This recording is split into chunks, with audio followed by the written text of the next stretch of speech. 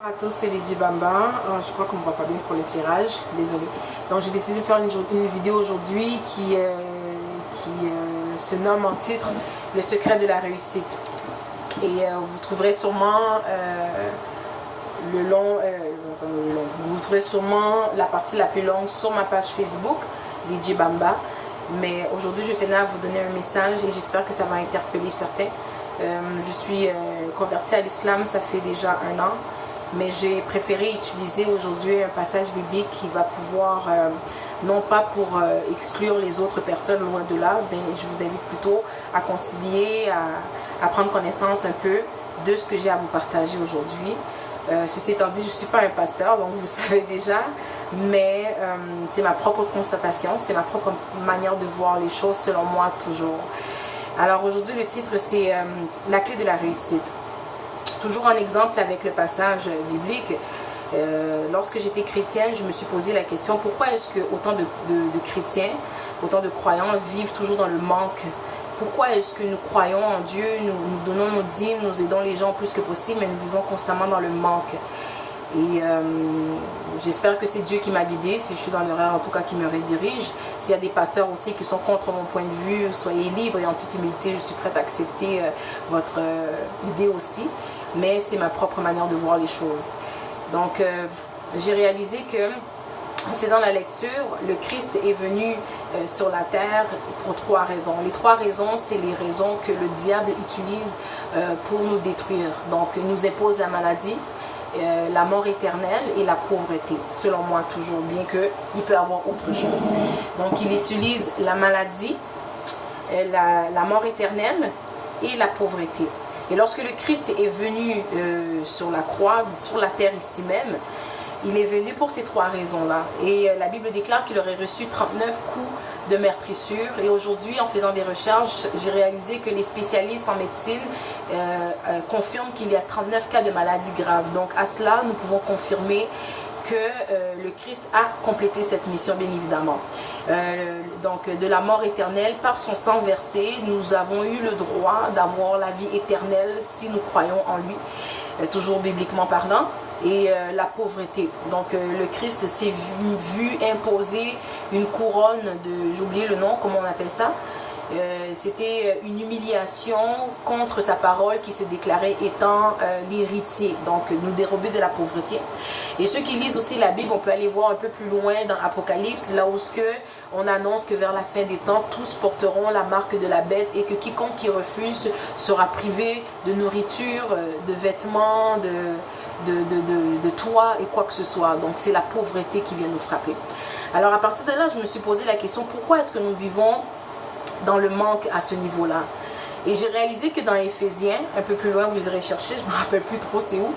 Dans Éphésiens, le Seigneur Dieu, il déclare que par les meurtrissures que le Christ aurait subies, nous sommes bénis de toutes les bénédictions, mais où? Dans les lieux célestes, dans les lieux spirituels. Donc nous sommes bénis de toutes les bénédictions dans les lieux célestes, dans les lieux spirituels, autrement dit dans le monde invisible, dans l'univers.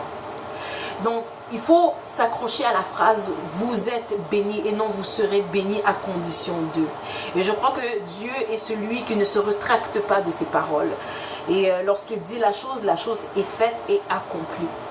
Maintenant, ce que je crois, c'est que ça demande 3 étapes pour pouvoir s'arracher, s'approprier de ce que le Seigneur a déjà prédisposé à notre merci.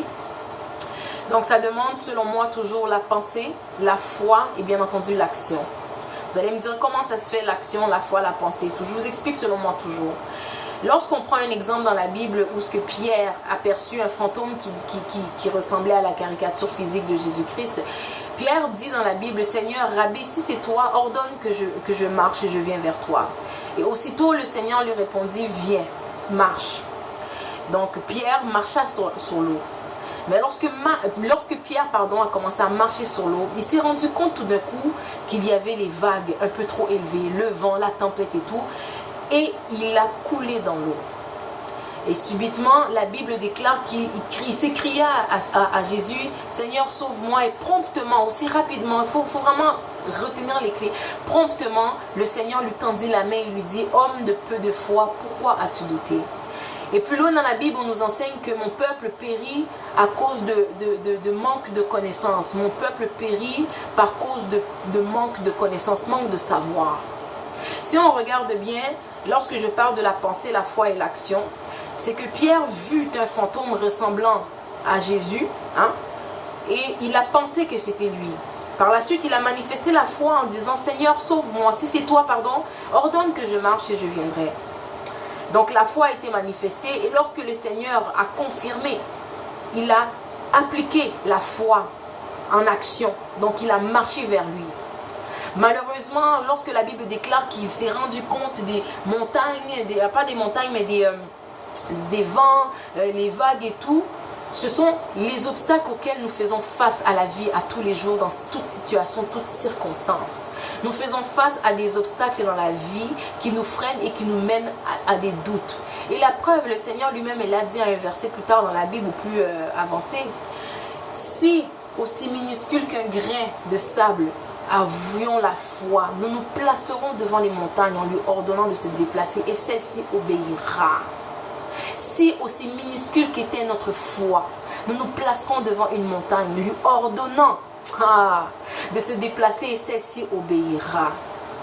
Si le Seigneur utilise l'exemple d'un minuscule grain, un grain de sable, combien sommes-nous à détenir cette foi aussi minuscule qu'un grain de sable?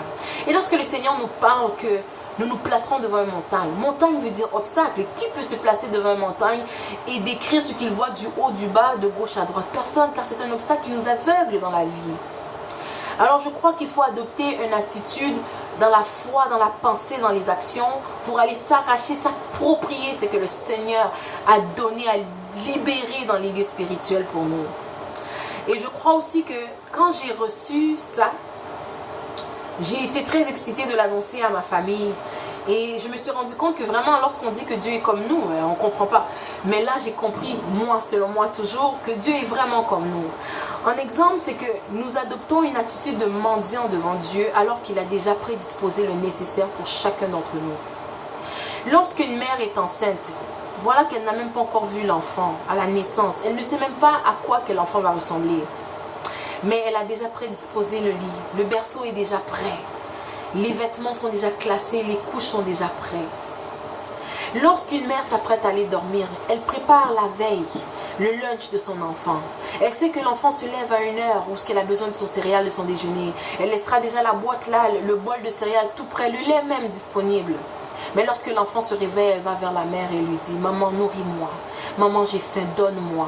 Maman, accorde-moi. Maman, je ne trouve pas la nourriture. » C'est ce que nous faisons à Dieu. Nous allons vers lui mendier pour ce qu'il nous a déjà donné. Et qu'est-ce que la mère répondra à son enfant? Ne vois-tu pas que la table est déjà prédisposée pour toi? J'ai déjà préparé d'avance le nécessaire pour toi. Pars et va le chercher. C'est ce que Dieu essaye de nous révéler, de nous parler. Mais on va vers lui demander, Seigneur, donne-moi, Seigneur, donne-moi, donne-toi quoi? Il a déjà tout mis là-bas pour toi. Va et arrache-toi ce qui est pour toi. Je crois aussi qu'il faut comprendre que lorsque Dieu dit dans sa Bible qu'il a tout laissé, les bénédictions dans les lieux spirituels, dans l'univers, il faut comprendre par là que c'est dans le monde invisible. Voilà pourquoi avoir la foi immense est très important. Et j'ai conclu à cela, pour moi, la définition de la foi, excusez-moi, je lis, c'est avoir une ferme attitude de croire en toute chose que l'on peut toucher, sentir, voir, qui a au préalable a été créée par la parole qui, elle, en conséquence, est invisible. Dieu a créé le monde par la parole. Qui ici peut toucher la parole? Qui ici peut sentir la parole? Parce que même quand la bouche pue, on ne sent pas. Donc, c'est pas la parole qui pue, c'est la laine qui pue. Personne d'entre nous. Mais c'est la parole qui a déclaré de Dieu, à partir de Dieu, pardon, que l'arbre soit, que l'océan fut. Et aujourd'hui, nous, humains, voyons l'arbre et voyons l'océan. La foi est une ferme certitude, une ferme conviction de croire en toute chose qui est visible, qui a été créée au préalable par l'invisible qui est la parole. Je crois aussi que lorsque on comprend que Dieu a libéré toute cette bénédiction-là dans l'univers, il faut apprendre à attracter, si ça se dit, ou attirer toutes les forces de l'attraction de l'univers vers nous.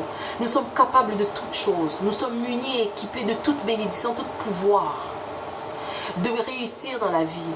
Qui peut t'empêcher de réussir dans la vie si ce n'est pas que toi-même? Arrêtons un peu de chercher les sorciers. Même ceux qui sont morts sont encore sorciers. Désolée, je lisais. Donc, qui d'entre nous peut freiner sa propre vie si ce n'est pas toi-même? Ayons l'attitude des vrais enfants de Dieu. Commençons sérieusement à aller s'accaparer de ce que le diable essaye de nous voler en illusion, bien que nous savons que tout a été accompli. Je parle toujours pour mes frères et sœurs. Que vous soyez chrétiens, musulmans, bouddhistes, athées, tout, il faut comprendre. Le secret de la réussite, c'est d'abord dans la pensée. Il faut apprendre à attirer cette vibration à l'intérieur de nous. Il faut apprendre à apprivoiser, à la vivre pleinement, jusqu'à en croire avant même d'avoir vu. La pensée.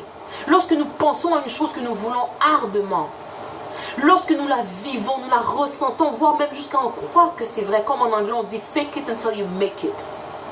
Nous allons attirer cette attraction dans l'univers qui attire les bénédictions que le Seigneur a libérées pour nous, tous et chacun, noir, blanc, gris, jaune, bleu, toutes, nommez-les toutes, tous, chacun d'entre nous.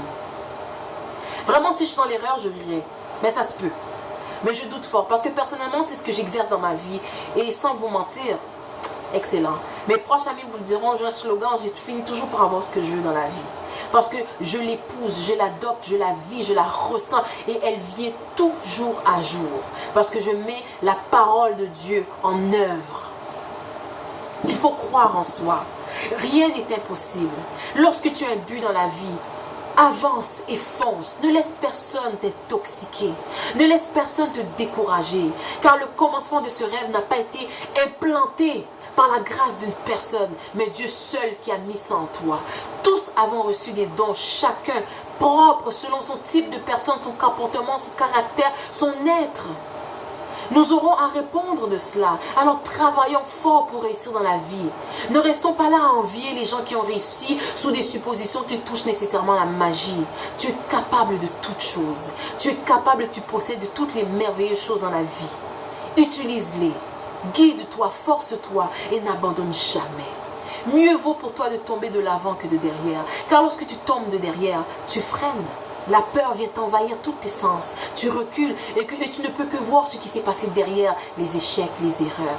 Mais lorsque tu tombes de devant, certes tu es tombé, mais la tête reste haut et fixée vers l'objectif, vers le but que tu veux atteindre.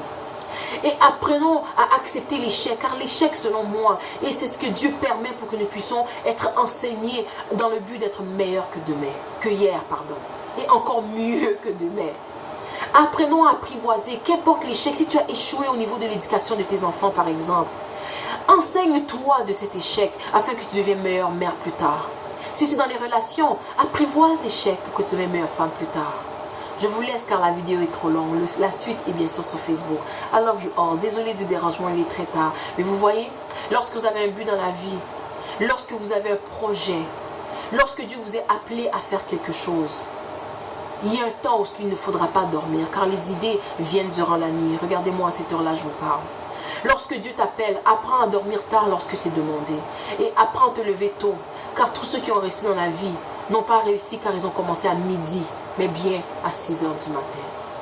Ayez la ferme confiance que Dieu ne retracte pas sa parole, que Dieu ne recule devant rien, et que rien ni personne ne peut vous freiner. Prenez des risques. Nous vivons dans un monde qui est à tout le monde. Toutes les risques sont considérables, aussi mauvaises qu'elles peuvent être, aussi bonnes. Prenez le risque. Prenez le risque et avancez. N'abandonnez jamais vos rêves. Ne laissez personne vous détruire. Ne laissez personne, car les gens qui vous détruisent seront les premiers à vous applaudir, tel que la Bible le dit. Je dresserai une table au milieu de toi et tes ennemis, afin qu'ils puissent applaudir dans tes moments de gloire. I love you all. Abonnez-vous et partagez.